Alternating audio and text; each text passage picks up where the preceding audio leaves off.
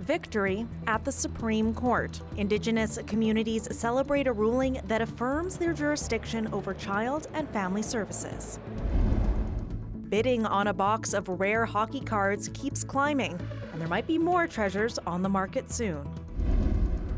Think this winter's weird? What if you're new to the country? We chat about the season with newcomers. This is CBC Saskatchewan News.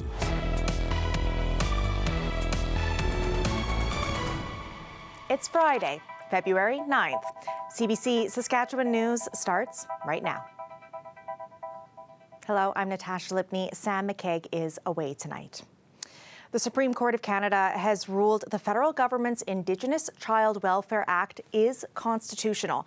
The decision ends a Quebec challenge that claimed parts of the act interfered with areas of provincial jurisdiction. For First Nations, Métis and Inuit peoples, governments have always inserted themselves between First Nations, Métis and Inuit children and their families and communities. This decision is giving a lesser role for the provincial and territorial and federal governments, but they don't get off the hook. They have to support First Nations, Métis and Inuit peoples in caring for those children and young people. Bill C-92 became law in 2019. It affirms Indigenous nations have jurisdiction over child and family services and outlines national minimum standards of care. Indigenous leaders in this province applauded the Supreme Court decision today. The Federation of Sovereign Indigenous Nations says the ruling affirms the inherent rights of Indigenous people to self-govern and care for their own people. The FSIN says the provincial government should step aside and let First Nations do the work that needs to be done. At the height of the residential school system, the residential school era, currently in the year 2024, we have more children in their care than we ever did during the residential school system. So it gives you an idea of the scope, the task that we have to undertake together in unity, together in prayer and ceremony. And we're going to get there one day. Message to the provincial governments, again, your way has failed. Cowessess First Nation was the first to sign a deal with the federal and provincial government in 2021. Leaders say they are still working out the kinks of how to properly implement their own welfare system. Well, teachers in the provincial government are back to bargaining on Monday.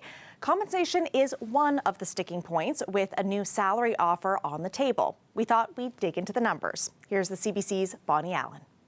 It's not about the money. That's what Saskatchewan teachers say. But the union has agreed to go back to the bargaining table now that the government has offered a new deal. So let's do some of the math. Public records show more than half of the teachers in Saskatchewan, about 63%, earn at least $93,000.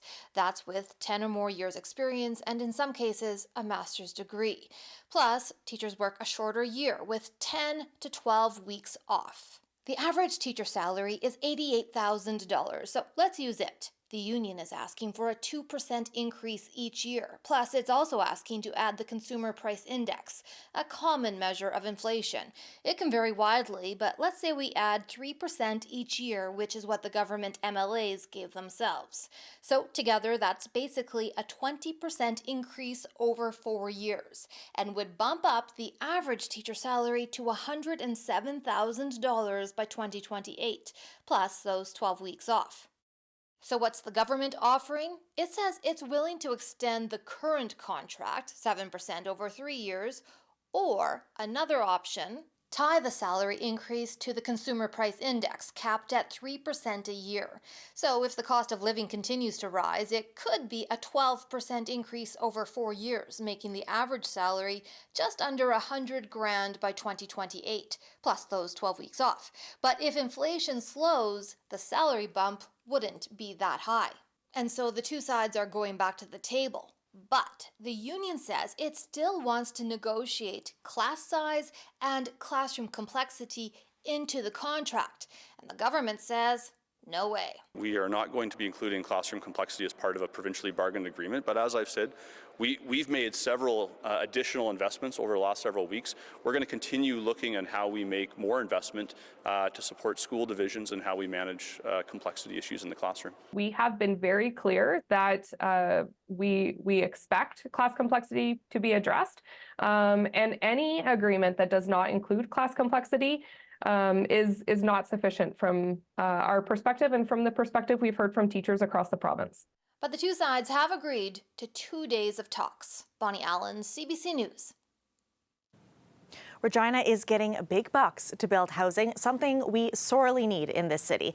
The federal government is sending $35 million our way through its Housing Accelerator Fund. The money will help fast-track more than 1,000 housing units by 2026.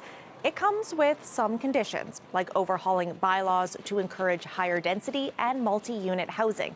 Regina City Council has already passed a series of those bylaw changes.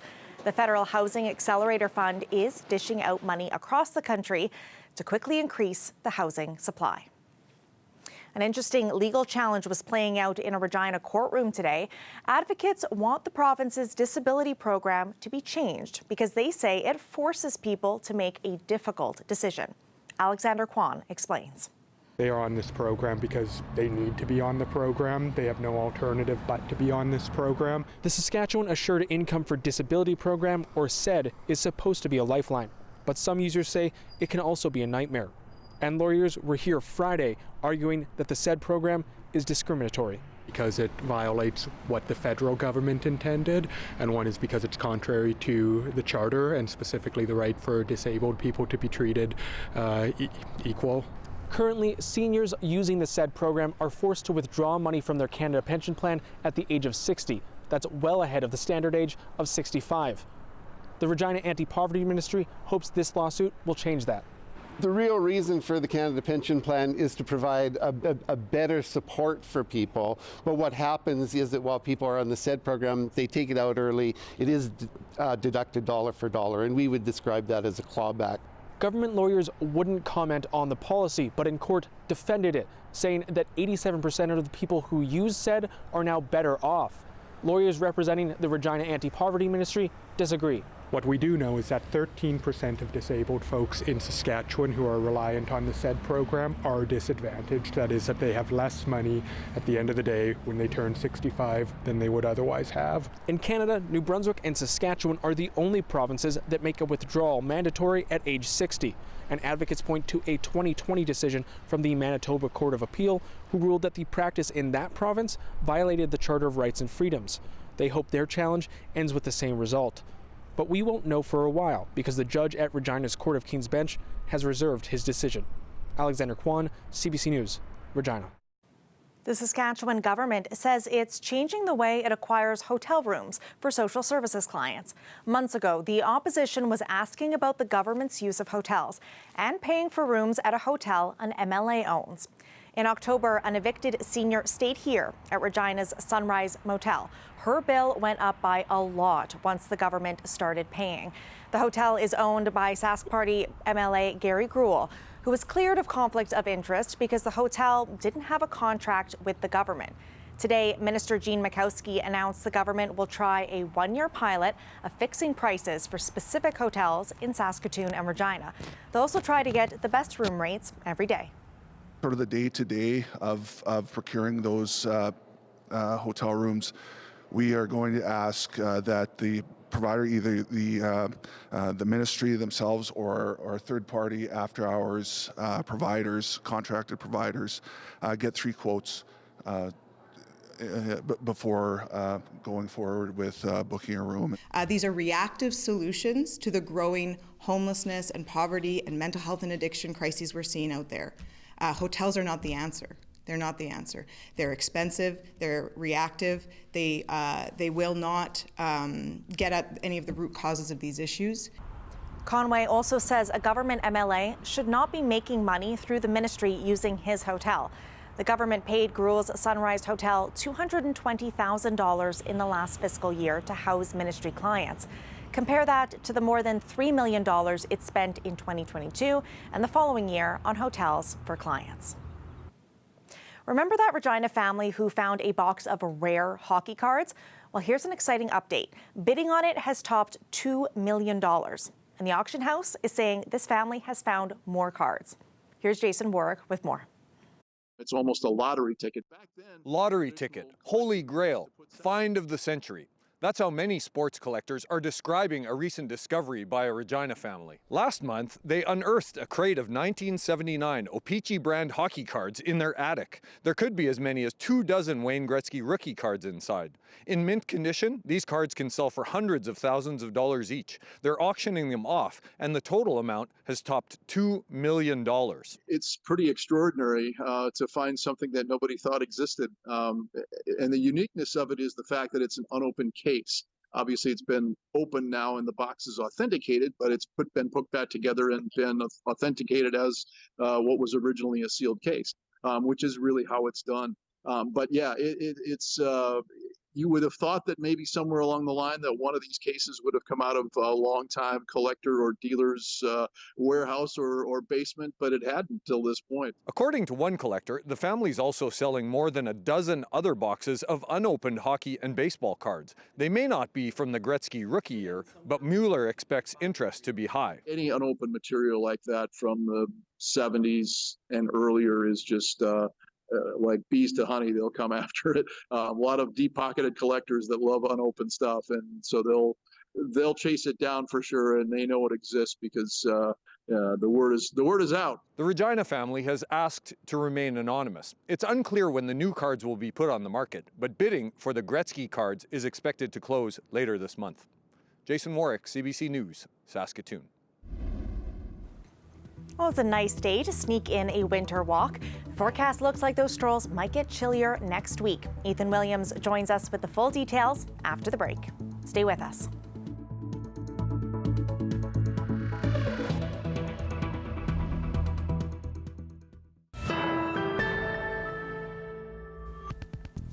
If you find yourself wondering what is with this winter, well, imagine if you'd never experienced a Canadian winter before. Leisha Grubinski spoke to some newcomers to see how they're coping and embracing this season. Hi, so we made it through a brown Christmas and now we've been blessed with all of this snow. But what if you come from a warmer climate? What if you've arrived in Saskatchewan and you've never seen snow and you've never felt or experienced minus 30? It can be a lot to get used to. So Cynthia, you're from Mexico. You didn't always love winter. That's fair. No, I was actually scared of winter. Of course you were. When it came. I didn't know what to expect. So how did that change for you? I think the main change was when I realized I was here. Winter was not gonna go away. We had to live through winter 6 months a year. So I decided to shift that mentality into what are we doing about it if I have to live with it. The first time that I knew it was gonna snow, that we were here in Canada, I sat at a bench for probably like 2 hours waiting for the snow because I never seen it. And I was mesmerized by it. Like I sat and almost cried at that bench because it was just like something so brand new. The identity crisis kicked in like probably within 2 years of being here, when I didn't feel Canadian enough. Like one of the things that I will like always say is like I always shy away even to joining some of the winter sports because you feel like I have no idea. I didn't grow up on skates. I don't know how to go. And as much as more people are getting more inviting about like if it's your first time and you're 40 years old, it's okay. It's still like a little bit of like I don't know if I want to do it. I don't see other people like me out there. And it's a little bit kind of scary at the beginning. But I didn't know how to get outside, and I did feel like a little bit like, you know, you don't even know what to do. I didn't even know that not every snow is snowman snow, snowman making. Yeah. So things like that were a little bit hard.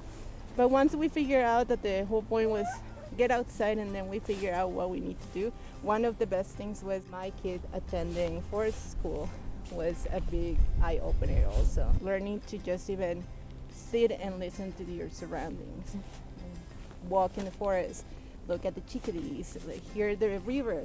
The water sounds different in winter. Listen to the snow, the sound that it makes underneath. So that I started realizing that my mental health was in a way better place, and I didn't hate winter. And winter actually went by way faster once we started doing that. The weather update is brought to you by Capital GMC Buick Cadillac. Level Up Your Ride event is on now.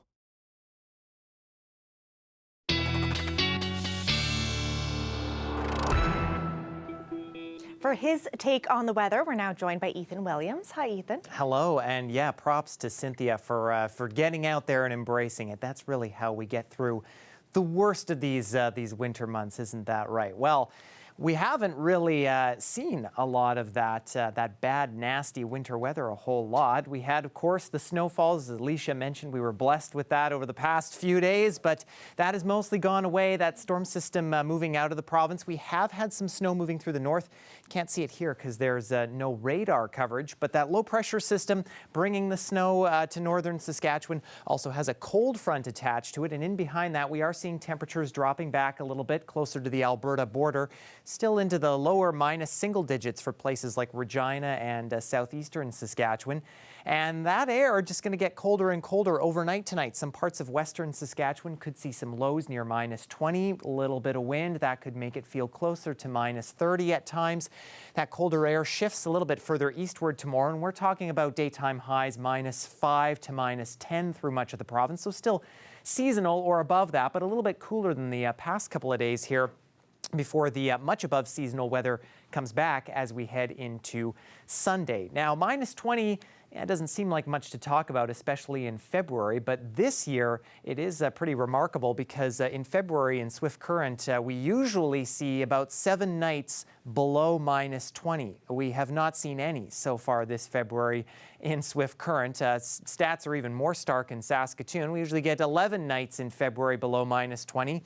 Haven't seen any yet in the Saskatoon area, and in La Ronge, you usually see about 16 nights, only 1 so far in February of 2024. And in Saskatoon, we actually haven't seen a night below minus 20 since about mid-January. So we have been almost a month without that now.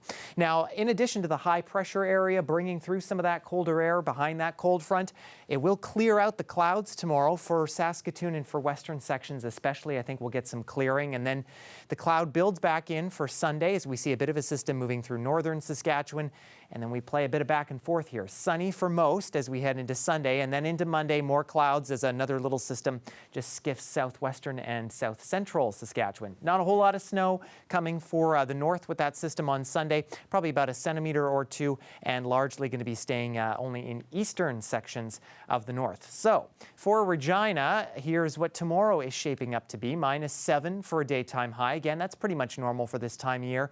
Chance of flurries, and then we see more substantial clearing with that warm up as we head into Sunday. Monday, similar conditions before we get back into the cloud cover and some cooler temperatures for Tuesday, Wednesday, and then perhaps minus double digits as we head into Thursday, Friday. And keep in mind a little bit of wind on Friday will likely make that temperature feel closer to minus 20. For Saskatoon, we're looking for, again, a little more substantial clearing for you, I think, tomorrow around minus 8. And then mostly sunny Sunday, nice and warm. Temperatures getting closer to seasonal as we start the work week and as we head into Valentine's Day. And then a pair of minus 12s on the board there. So, Natasha, some overnight lows flirting with the minus 20 mark in Saskatoon and Regina over the next while here. But we may just avoid that still. Sounds good to me, Ethan. Thank you so much. You bet. Let the Puppy Bowl begin. One of the most anticipated sporting events of the year is taking place this Sunday, the 20th annual Puppy Bowl. Team Rough will take on Team Fluff in the cutest game of the year. 131 pups will take to the turf from more than 70 shelters across the U.S. to compete for the Lombardi Trophy. It's all to encourage adoptions. We'll be back after the break.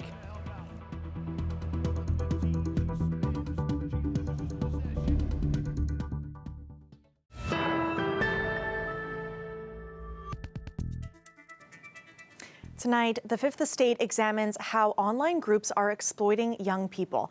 Sometimes the exploitation is sexual, sometimes it's violent. Here's Iona Romulodis and a warning. Some of the details in this story might be disturbing.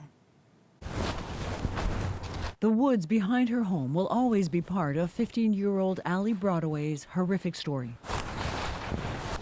Right here is where the tent was. This is where everything happened. Ali was 11 when she met 21-year-old Caleb Merritt online. He manipulated her into harming herself. Every time I did something wrong, cut. Every time I make a mistake, slice. Police say Merritt was a member of CVLT, or cult. The FBI recently issued a warning about CVLT and other violent online groups targeting vulnerable children, with the end goal of forcing minors into committing suicide. The RCMP says it's aware of these groups and says their online activity is growing. He asked her to cut 764 into her chest, and she immediately sent a picture of her chest saying here. We are not disclosing who this Canadian father is in order to protect his teenage daughter's identity. He says she was exploited by a 764 member. 764 is one of the groups named by the FBI. He found out after she tried to kill herself. While I'm reading the messaging and I can see the timing of it, I'm just outside in the hallways. This guy's in my house, in my daughter's mind.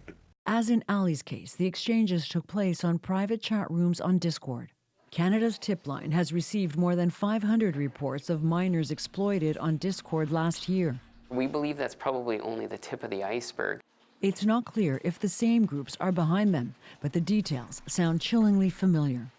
We've seen cases encouraging them to self-harm, are encouraging them to commit suicide, and then record the cutting of themselves. In a statement to the Fifth Estate, Discord says it has a zero-tolerance policy for child sexual abuse, adding a dedicated team works vigilantly to keep these people and this content off our platform. But the danger can escalate. After grooming Ali online, Merritt drove from Texas to Virginia to camp in the woods behind her home. She says he raped her and then abducted her. Police found Ali a day later. It can happen anywhere. What parents need to understand, and that's what individual law enforcement agencies need to understand. Joanna Rumiliotis, CBC News, Toronto. When the Dark Web Crosses Over airs tonight on the Fifth Estate at 9 p.m. on CBC and CBC Gem, or you can watch it on YouTube.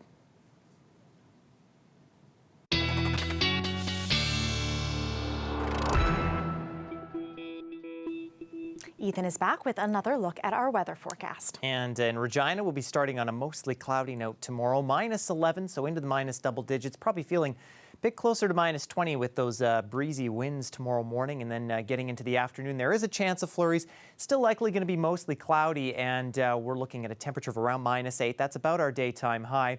For Saskatoon, around -12, but we'll see a little more clearing in the city. Not really a chance of flurries for you folks into the afternoon. Mostly sunny skies around -10 at the noon hour. And CJ sends us this photo of a soaked river otter who is treading carefully along the ice on Waskesiu Lake. So maybe not puppies playing in the puppy bowl, Natasha, but still cute nonetheless. Thank you for that, Ethan. I mean, otter, puppy, I mean, they're all adorable. Same thing, right? No, thank you. You bet. That's it for us tonight. For news anytime, head to cbc.ca/sask, or you can subscribe to our YouTube channel. Thanks for watching. Have a great weekend.